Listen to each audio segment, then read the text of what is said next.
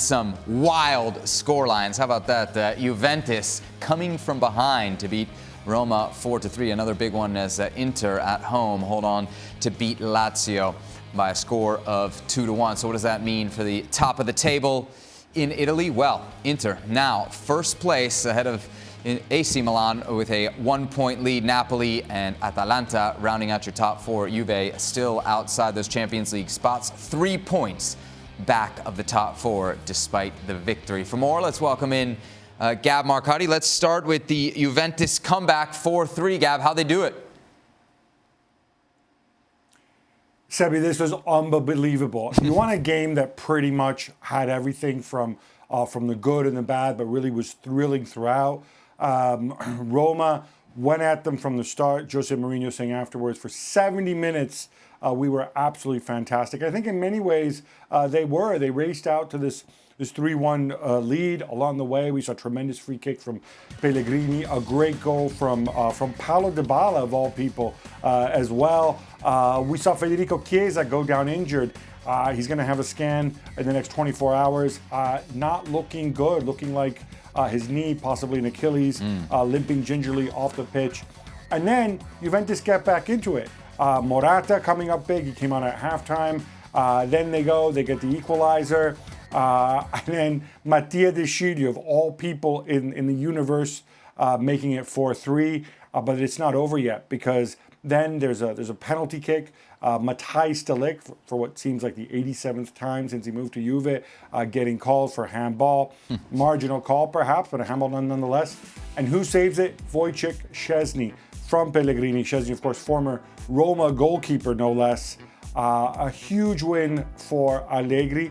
And Mourinho coming out afterwards and, honestly, without a hint of irony, saying two things which stood out for me. One is the referee was fantastic. And two, I have too many nice guys in my team. That's our only problem.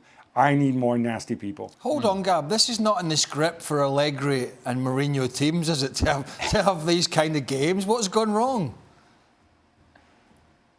Well, I mean, I think I said, stereotypes are going out the window. Things are crumbling all over Europe. Mourinho's Roma came out. They played with a lot of energy. They pressed high. They went for the jugular. Juventus really suffering for long stretches. Allegri wasn't actually there, but Landucci, his second in command, took over. But they found their way back into the game. I thought that they played really well. Archer, another one, last man at Juve, other than Aaron Ramsey, perhaps, who you'd expect to impress and show a lot of personality in the middle of the park. He was phenomenal today. Together with Locatelli, they really overran the midfield and helping them back into it. And yeah, it's Serie A for you. Anything could happen. Elsewhere, Gab, Inter beat Lazio by a score of 2-1. It's a result that now sees Inter atop the table in Serie A. How'd they get it done? Well, the way they got it done is their big men came up big, and by big men I mean very big men. Skriniar with the goal to make it 2-1. Earlier, Bastoni, a tremendous strike.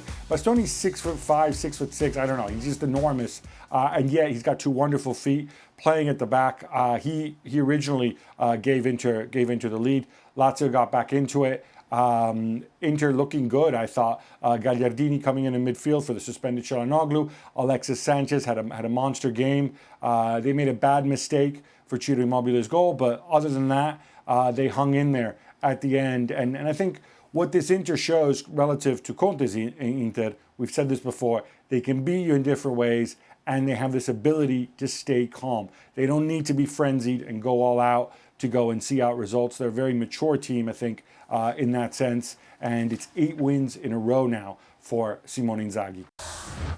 Well, thank you very much for watching ESPN on YouTube. For more sports highlights and analysis, be sure to download the ESPN app. And for live streaming, premium content, and let's not forget as well, ESPN FC 7 days a week. Subscribe to ESPN Plus.